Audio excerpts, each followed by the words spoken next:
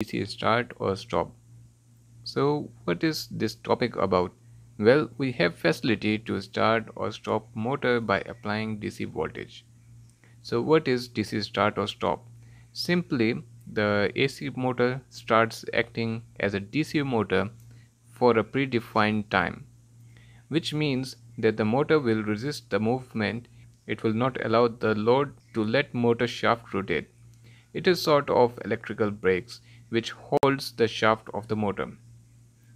Talking about its application, the most common application is elevator application. Otherwise, its use is determined by the need.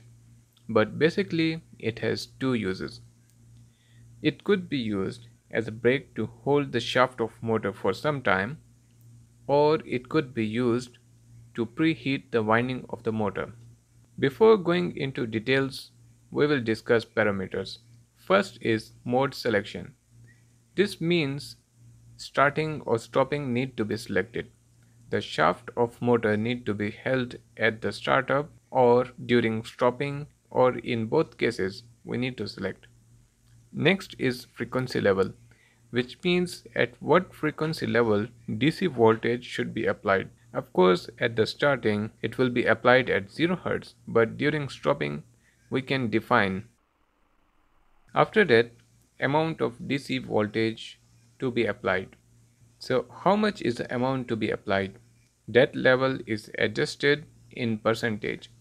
Sometimes we need to adjust the level to be higher when the load is heavier, which doesn't allow the shaft of motor to be held at its position. Then we have duration. Let's say I'm applying DC voltage, but how long it should be applied, that we need to set.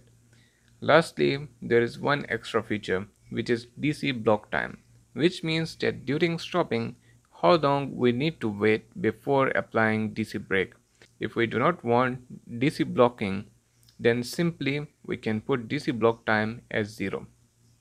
So how does DC mode looks like at the starting?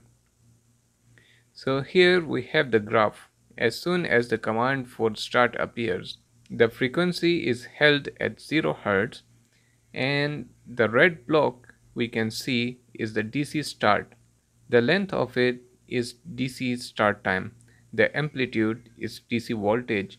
So at this stage, DC voltage will be applied as well as current will be injected, which will lock the shaft of the motor. After this time expires, the normal ramp will begin. So that was the starting, but what about DC brake? So the behavior is shown in the graph. When the voltage level reaches to set frequency point, the action will be taken. The explanation of graph is given here. After reaching DC brake frequency, if we set DC block time, then that will be applied before DC brake. Once that time is expired, the DC brake will engage and the DC voltage will be applied as well as current will be injected. If we remove DC block time, then this is how the graph will look like.